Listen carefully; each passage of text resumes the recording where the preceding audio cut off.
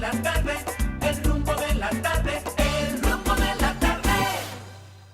Seguimos en el rumbo de la tarde, señores. Qué bueno estuvo eso.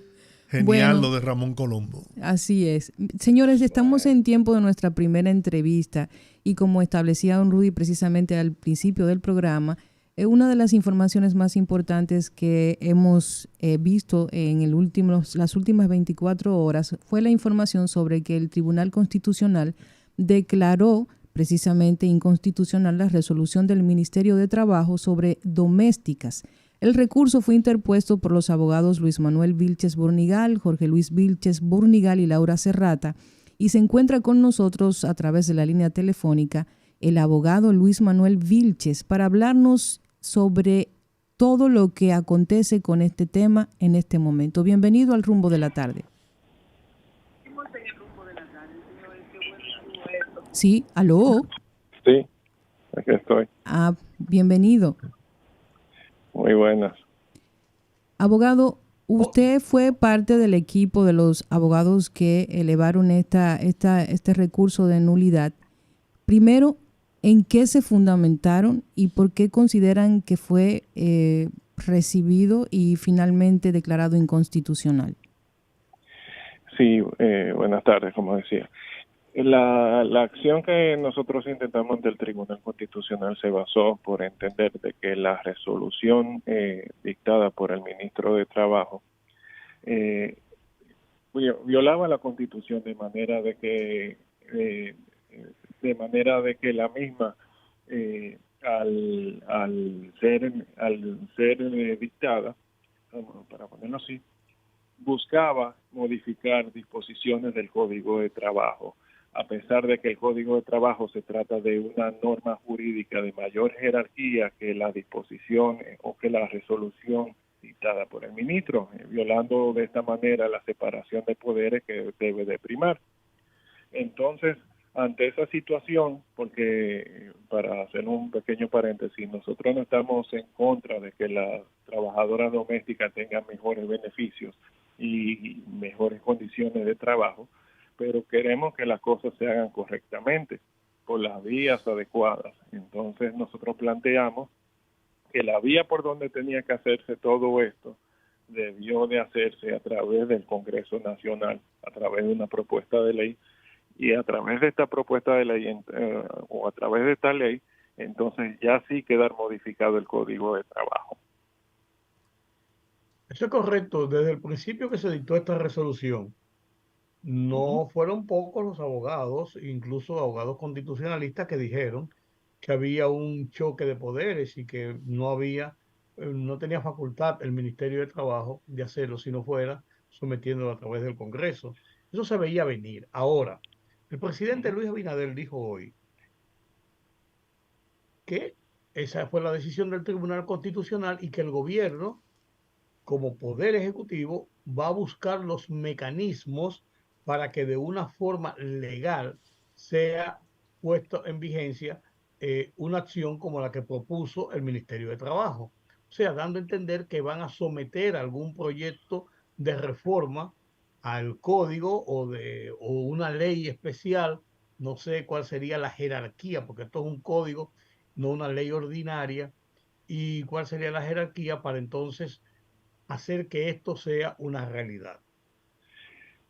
Sí, eso sí, ellos están evaluando cuál sería el camino, pero vuelvo y repito, todo tendría que hacer a través del Congreso, porque ellos entendían de que el convenio en sí, por haber sido firmado por nuestro país, ya de esta manera quedaba como autoejecutable, pero ¿qué pasa? Sí, el Ninguna de convenio las el convenio de la OIT, de la de Organización la OIT Internacional del Trabajo. 189, exactamente. Sí. Pero ¿qué pasa? El convenio en sí en ningún momento establece disposiciones que tengan esa característica. No solo eso, sino que en todo el convenio, cuando uno lee las disposiciones, se da cuenta de que el mismo convenio señala de que la forma de hacerlo es buscando adecuar el convenio a las legislaciones de cada país firmante. Por lo tanto, no se trata de que aquí está el convenio y vamos a ejecutarlo, no.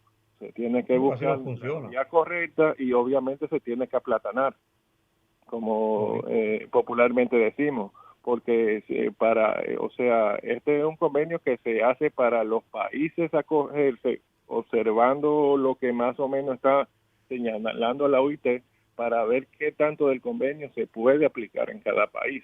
O sea, no es un asunto de que llegó el convenio y entonces tenemos que aplicarlo tal cual, porque por eso es que se ha visto tanto rechazo, no solamente en cuanto a la forma en que fue establecido a través de la resolución, sino también de lo que contiene, porque establece una jornada de trabajo que poca gente entiende de cómo van a hacer de que una empleada doméstica pueda trabajar las horas que debe de elaborar en la casa sin pasarse de las 8 horas, por ejemplo.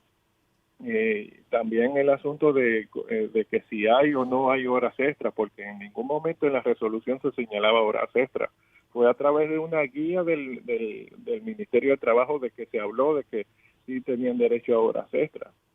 Entonces, es una serie de incongruencias que en sí mismo la resolución tiene, que a pesar de las advertencias que se le dio al ministro de Trabajo en relación a ese punto, quisieron seguir adelante con el mismo sin ninguna razón. Uno de los puntos que yo entiendo que generó más controversia era precisamente el tema de los aportes del empleador del hogar al régimen contributivo subsidiado, bajo un esquema de aporte con cargo al empleador. Exactamente. Ese también fue uno de los puntos. Incluso hay otros recursos que nosotros interpusimos justamente en contra de la resolución del Consejo Nacional de la Seguridad Social, que fue el que estableció cómo era que se iba a realizar los aportes. Entendemos de que va a sufrir la misma suerte que el del ministro de Trabajo, en vista de que el del Consejo Nacional de la Seguridad Social fue un producto de la resolución del ministro de Trabajo, pero también este en sí carga con una serie de puntos que resultan ser inconstitucional, porque tampoco el Consejo Nacional de la Seguridad Social tenía facultad para modificar una ley especial, en este caso la ley 8701 de Seguridad Social, porque justamente la ley de Seguridad Social lo que establece para el régimen contributivo subsidiado es que los que van a hacer aporte es el trabajador y el Estado. En ningún momento interviene el empleador, y eso tiene una razón de ser, y es justamente evitar que, por ejemplo, en el caso del empleador doméstico, el empleador doméstico o la familia se vean involucrados en las penalidades y obligaciones que señala la ley de seguridad social, que son las mismas que para las empresas. Entonces, imagínense, querer poner a la familia en un mismo plano que una empresa, que muchas veces, a pesar de tener un departamento de recursos humanos, tener un departamento de contabilidad, aún de buena fe incurren en faltas en contra de la ley de seguridad social, como por haberse atrasado en un pago, por no haberlo hecho a tiempo, por no haber registrado a la persona una vez inicia su contrato de trabajo, y son puntos que traen como consecuencia desde demandas en daños y perjuicios, desde multas, e incluso puede traer también demandas penales laborales, que en muchas ocasiones, y eso poca gente lo dice, que puede traer como consecuencia hasta el apresamiento de la persona, del empleador, cuando se niega a comparecer al tribunal. Entonces, imagínese un miembro de una familia ante esta situación, donde en vez de ir a trabajar tiene que ir a un tribunal a fin de defenderse de lo que lo están acusando. Entonces, uno no, al menos entiendo que ellos no analizaron de que este tipo de situaciones al empleador o los empleadores domésticos darse cuenta de todas estas consecuencias que puede tener, lo que va a venir es en contra del mismo trabajador doméstico, porque claro, en esa situación entiendo yo que en vez de mejorar el empleo del trabajador doméstico, lo que va a hacer o es aumentar el desempleo, o buscar todavía una solución más informal. Entonces, no está cumpliendo su función la resolución. Y eso también va a tener que evaluarlo el presidente y obviamente el ministro cuando, si es que van a presentar una propuesta por alguna vía del Congreso, de evitar esas situaciones, porque obviamente lo ideal es que ese trabajo doméstico sea en armonía, no un asunto donde el empleador y el trabajador lo que estén en guerra dentro de la casa, buscando no perjudicar al otro a fin de evitar una demanda o una situación que lo que produzca es un rompimiento de la relación laboral. Que fue una de las predicciones que se hizo cuando surgió todo el tema, y recuerdo que lo analizábamos aquí también, que siendo este sector un sector bastante particular, porque los acuerdos a los que llegan el empleador y la empleada son diferentes cada uno, no es algo estándar, las horas de trabajo, el precio, los beneficios, es como un caso diferente en cada familia. Entonces, regular un contrato verbal, que creo que ahí es donde debe quedarse, en el contrato verbal, en donde ambas partes se sientan cómodas con las decisiones que tomaron y los compromisos que tomaron, pues me imaginaba que si eso se llegaba a hacer una realidad, a concretizar, pues habría muchos despidos y que al final esto resultaría más en contra del sector que en beneficio.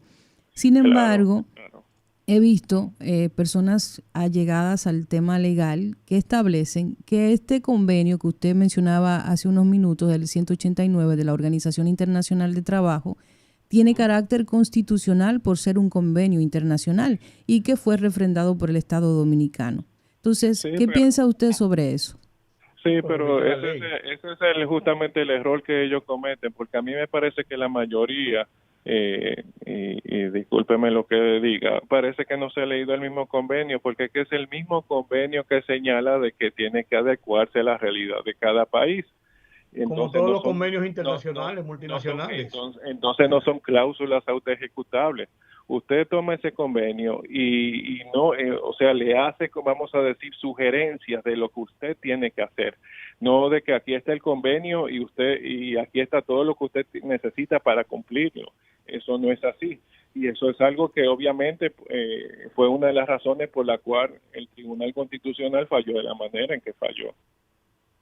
Otra pregunta que me queda pendiente por un comentario que escuché de una persona que es parte precisamente de las trabajadoras domésticas, de los trabajadores domésticos. Sí. Esta persona decía, ¿y en qué le molestaba a estos abogados esa disposición? ¿Con quién están trabajando ellos para que hayan elevado este recurso de inconstitucionalidad? ¿Cuál es la motivación? Bueno, la motivación es que justamente las cosas se hagan como deben de hacerse, porque lo que se estaba creando era un precedente bastante peligroso. Imagínese que este ejemplo del ministro de Trabajo lo podía tomar cualquier otro ministro para pasarle por arriba disposiciones legales, simplemente dictando una resolución. Entonces, ¿queremos eso? No, queremos que las cosas se hagan bien a fin de evitar situaciones futuras. No es un asunto de que no queremos que las trabajadoras domésticas no tengan derechos o mejores condiciones, todo lo contrario, queremos que sus derechos sean reconocidos, pero de una manera sólida, porque de nada te sirve tener una resolución que era como la que tenían y la misma no se pueda ejecutar por las mismas contradicciones que tiene la misma. Bueno, y por último, mi última pregunta sería entonces, si realmente el gobierno tiene que buscar formas viables para proteger a este sector y tomando en consideración lo que acabamos de comentar de que es un sector muy particular en donde el contrato de trabajo varía de caso en caso, ¿qué consejo a nivel legal le daría para emprender esa tarea de forma efectiva y que sí pueda incluirse dentro de los derechos ya establecidos pues a este grupo? Bueno, entiendo yo de que esa discusión que tuvieron, que por lo visto no fue muy tomada en cuenta al momento de editar la resolución, porque en vista de que se le dijo del principio de que esa situación, esa resolución no tenía futuro en caso de que se fuera al Tribunal Constitucional, entiendo de que debe de ser retomada y de una manera en que la realidad dominicana sea tomada en cuenta, porque mucha gente habla de que no, que la doméstica de la clase media alta, no, que la doméstica de la clase media alta, perdón, de la clase alta, pero muchas domésticas tienen en su casa también personas cuidándole a los niños, cocinando, y esas también son trabajadoras domésticas que si la resolución estuviera vigente, también tendrían que respetar esas obligaciones que señala la misma. Entonces eso no es algo eso es algo que también debe tomarse en cuenta, de que hay trabajadoras domésticas que son también empleadoras y por lo tanto también hay que protegerse en contra de demandas laborales que pueden producirse, que las demandas laborales a nivel de empresa involucran embargos retentivos, o sea, contra las cuentas personales, pero también en contra de sus propiedades. Entonces, esos son puntos que deben de tomarse en cuenta porque no hay ningún freno o muro que contenga eso en contra de una demanda laboral del trabajador doméstico. Es prácticamente igual en cuanto a consecuencias que el obtener una sentencia definitiva en contra de una empresa normal. O sea, lo mismo que le puede ocurrir a una empresa de cualquier tamaño le puede pasar a una casa de familia. En esencia, a la misma doméstica que haga su reclamo.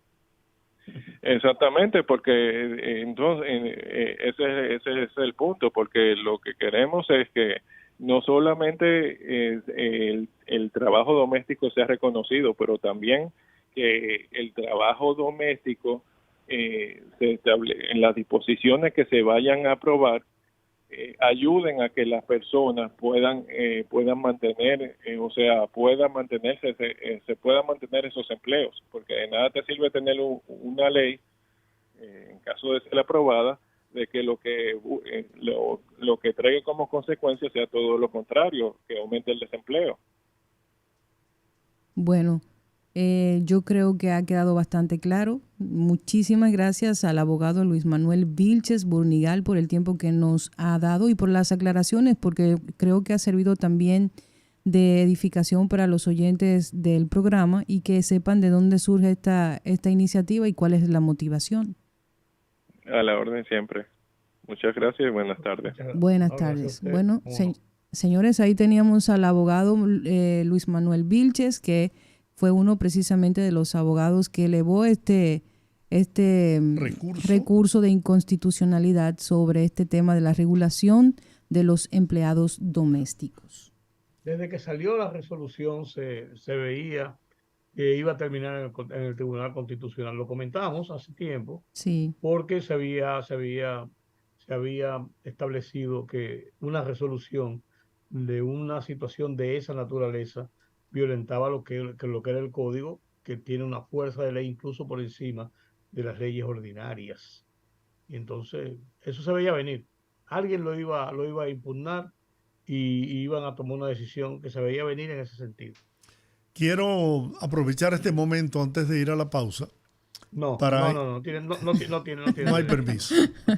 Para informarle a la persona que nos llamó desde el sector de San Carlos, específicamente por el trauma que están pasando de un apagón de 12 días entre la calle Barahona desde la 27 de febrero hasta la calle Abreu. 12 días sin luz. Se quemó el transformador, según la información. Bueno, pues ya el gerente general de esta anoche me comuniqué con él y le pasé la información. Su respuesta fue: gracias, don Giorgi, por la información.